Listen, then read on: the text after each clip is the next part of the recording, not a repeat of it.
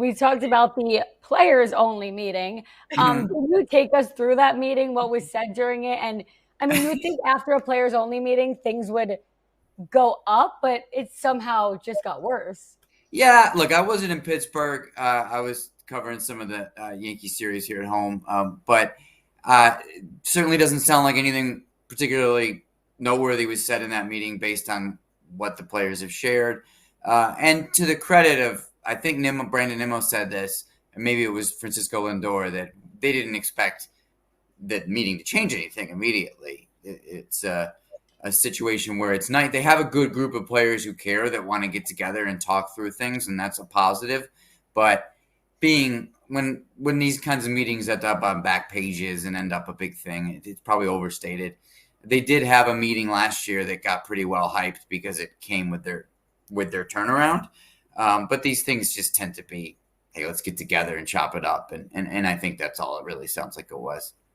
Yeah, I mean, so like we said, the meeting didn't work. Andy just mentioned that they lost 12-1. But Dani, are you glad that they're recognizing the fact that they were once, 21 games over 500? Now I think they're 11 games under 500 or over 500. Do you think that it's like, okay, at least they're taking matters into their own hands and like trying not to let this spiral?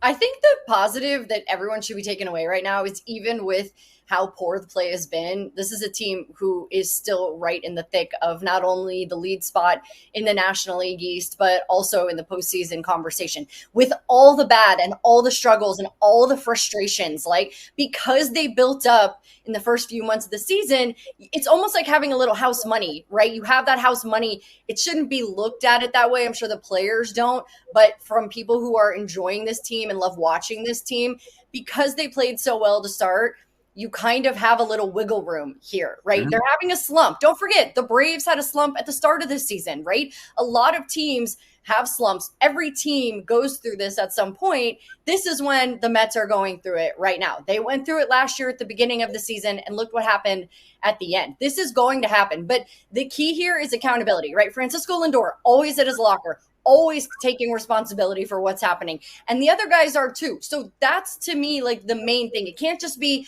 like, I remember listening to Brandon Hyde talk about the Orioles earlier this year before he was let go. And it just felt to me that there wasn't responsibility being taken for the level of play. Like, there's a standard here, and this team knows it, and they act like it. And not only do they do that, they talk about it too. And so I am always grateful to see them taking responsibility. It's not surprising that they're doing it, but I think what's tough is, just because you do that, just because you have the meeting, to Andy's point, doesn't mean results will happen right away. They got absolutely spanked 12-1 by the Pirates. Let's give them a little credit. The Pirates have a really good pitching staff. The Mets didn't even have to see Paul Skeens, but they are a horrible offensive team. So for the Mets pitching staff to allow the amount of runs and the way those runs were scored, like, that's where I have issues. So yes, I am grateful they did it. I think they're going to be fine. I'm not pushing panic buttons, but there are some fundamental things about the way they play the game that have to get turned around.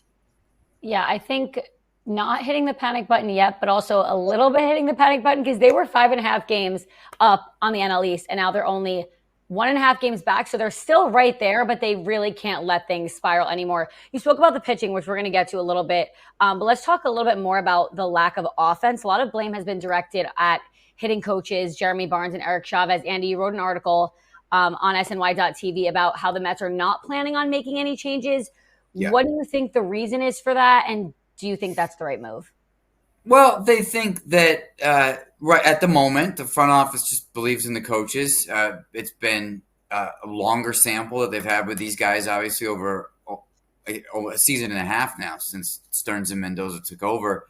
So they know their coaches more than what you'd learn simply from this relatively small sample of a terrible stretch of baseball that they're playing. And they just don't at the moment think that the coaches are to blame or that they would be improved by changing coaches. I think when you look at hitting in particular, I think generally in the game nowadays, most players have their own private hitting instructors.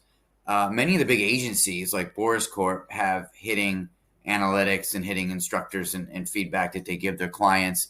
So the staff hitting coach on the team isn't in any way the only voice or even close to the only voice. in these players' ears. So a team and a front office that knows his own organization would look and say, well, is this really anything that Eric Chavez is doing poorly or Jeremy Barnes is doing poorly? And I'm not saying that any coach is perfect, but the Mets just don't think that's the issue right now. And if you go around the rest of the staff, Mets have best-in-class pitching coaches, and Jeremy Hefner, Desi Drushel, and the bullpen coach, Jose Rosado, who doesn't get any pub, but is an important part of the group too. The pitching, to Danny's point, has been really, really troubling. And you're not thinking like, oh, a change of coaches would solve this. And then just going around the diamond, guys like Mike Sarbaugh and Glenn Sherlock and John Gibbons, and they all have their specialties. They all do them well. So I understand. I'm not just like shoving aside the fan impulse to be like, did you see that? We just got blown out 30-4 by the freaking Pirates. Can you do something? I get the emotion, but it's David Stearns and Carlos Mendoza's job to just passionately look at it and say, well, what would improve our team? And it's very, very rare that replacing a coach midseason improves a team. It's about the personnel and how they're performing. Well, I want to follow up on that because you said that a lot of the players have private hitting instructors. How do you think these players then balance getting conflicting information or over information or too much going on? Like, how do they kind of just like hone in on what the problem is? A really good question. I think it's important to remember that these guys are big leaguers. So I'm not trying to diminish the role of a coach. These guys are important if they're good, but they're not developing anymore, right? They're here. They're grown men, 30 years old or thereabouts. And so they don't need to be taught a lot. So sometimes it's enough, Niki. Again, great questions, making me think. But the role of an Eric Chavez is to say, like, all right, I know big league hitters. I know you and your checkpoints. Like, let's work on those and let's make sure you're feeling good today. And you balance that maybe with some of the stuff you're getting in the offseason from your private guys. Like, I know that the Boris hitting people have helped Pete Alonso stop chasing as many pitches out of the zone. So you're right. There are a lot of different voices that go into these guys' heads. And I guess it's up to them as professionals to figure out how to filter it all. But yeah, there's so much information in the game today that can be a challenge, getting too much of it for sure.